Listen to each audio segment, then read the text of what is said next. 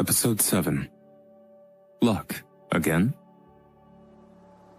Bobby picked up the bow again, and slowly pulled the string. Look at this kid's stance.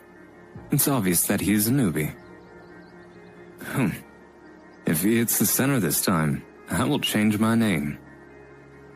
The archers on the field had excited faces while they all looked down upon Bobby.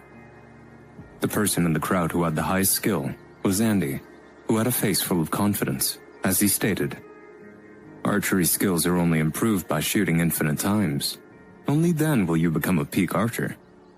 His words made the archers around the ground nod in agreement. Bobby squinted his eyes, but did not use his left eye this time.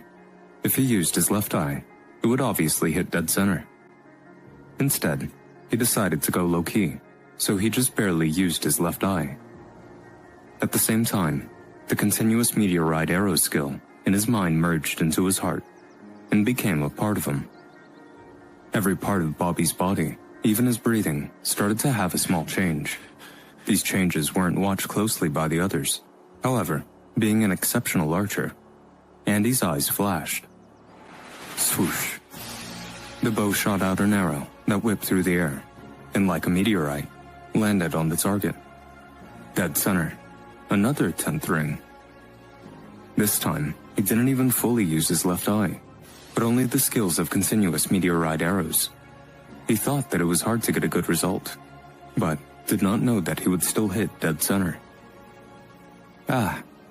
He shook his head and sighed, while his actions made the disciples' faces go tense. Another dead center. What is this guy? He's got 2 dead centers now. How can someone be so lucky? The archers around had confused expressions and were unwilling to believe what had just happened. Okay, I have finished shooting.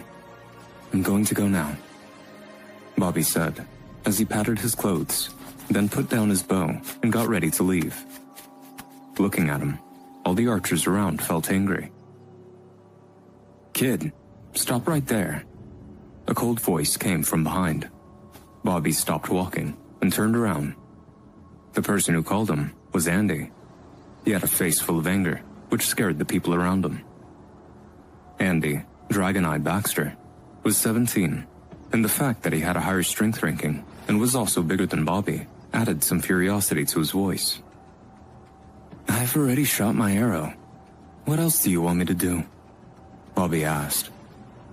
Although Andy was strong, Bobby was not scared of him, even though he did not have much confidence to beat him. You are still acting. You are not a beginner. You were just here to fool us, Andy said. The archers around him all came to a realization and nodded in agreement. No wonder this kid has so much luck. He was just a tiger pretending to be a pig. This guy dares to play us. The students standing around believed Andy's words and started shouting at Bobby with angry faces. Calm down, everyone. I swear this is my first time shooting, Bobby said as he shook his head. He really wasn't a tiger pretending to be a pig. To get such a good result was not something that he had not expected. Andy stared at him and said, Even I got tricked by the first 2 arrows. However, the 3rd arrow, your hand stance has obviously reached a high level. To shoot 50 meters and hit the center twice in a row? What kind of beginner has this kind of luck? What do you guys want? Bobby's face turned cold. Heh, kiddo.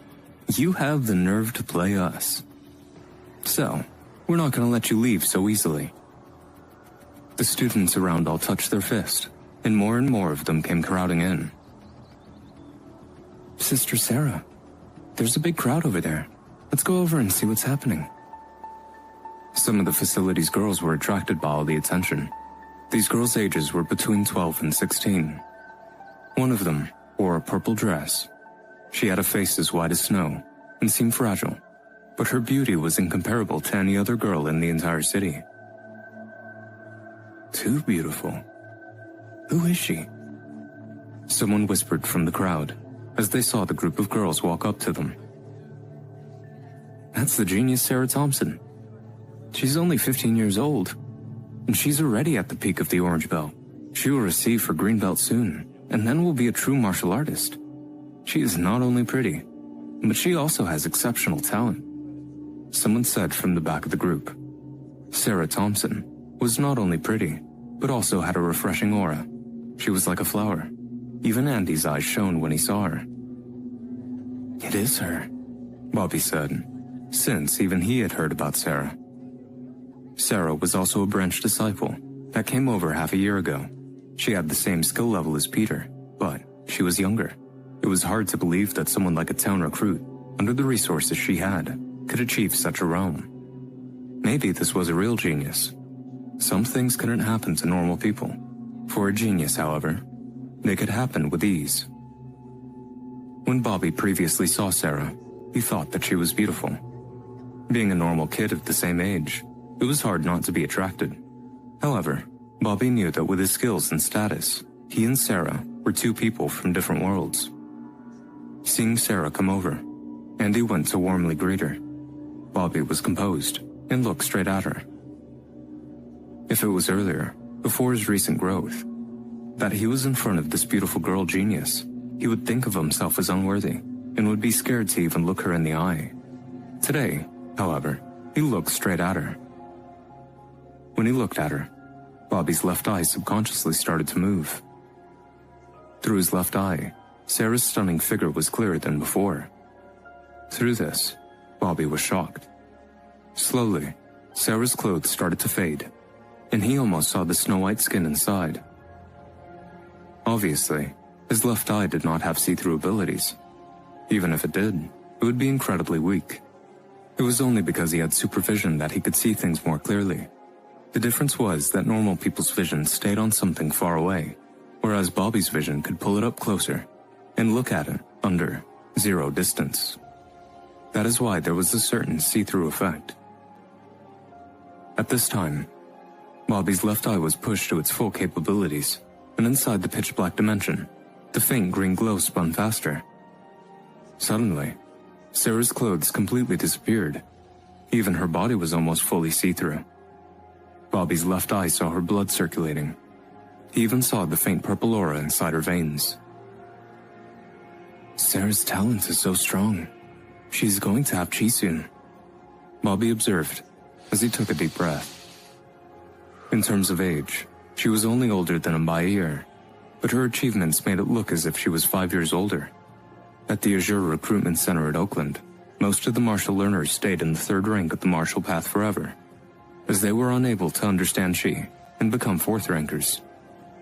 Sarah, however, at the age of 15, had almost completely understood the concept of inner strength, and the day when she became a true martial artist was not far away. At this time, Sarah began observing Bobby closely, who immediately stopped using his eye's ability. Sarah felt weird inside her heart. She had a feeling of being stripped and having all her secrets seen. "What happened here?" Sarah asked. Andy and the others exaggerated the whole incident. "I see," Sarah said, as she continuously looked at Bobby. Bobby knew that under these conditions, he would not be able to explain. "Kid, because of your actions, you've caused a crowd outrage. I will give you a chance to apologize to everyone," Andy said arrogantly. "Apologize? I did not do anything wrong. So, why would I need to apologize?" Bobby clicked his tongue and said, "If you apologize to us, then we will let this pass," Andy said, like a gentleman, behaving extra nice in front of Sarah. "Apologize? Never," Bobby said. When he said this, everyone, including Sarah, furrowed their brows. Bobby seems a little too arrogant, Sarah thought to herself. "You can argue well, can't you? If you do not apologize, we're not going to let you leave," Andy said, as the other students around started closing in. "The numbers game, huh?" Bobby made a face, and then glanced at Sarah. Andy and his friends immediately took a step back, since they realized that beating him up in front of all the girls would make them look like bullies. Fine. No one else will be involved in this. You won't need to apologize, but only if you can beat me in an archery competition, Andy said, with a sense of overconfidence in his voice. That's right. Since you are both archers, use your skills to talk, Sarah said. Sarah, you can be the judge. Everyone agreed and started shouting. Andy laughed in his head, because to him, this was like shooting two birds with one arrow. Through an arrow contest, he could make Bobby apologize and not lose face. He could also show off his skills in front of Sarah. Maybe even win her heart. Archery? Let's do it, Bobby said, as he tried to hide his underconfidence.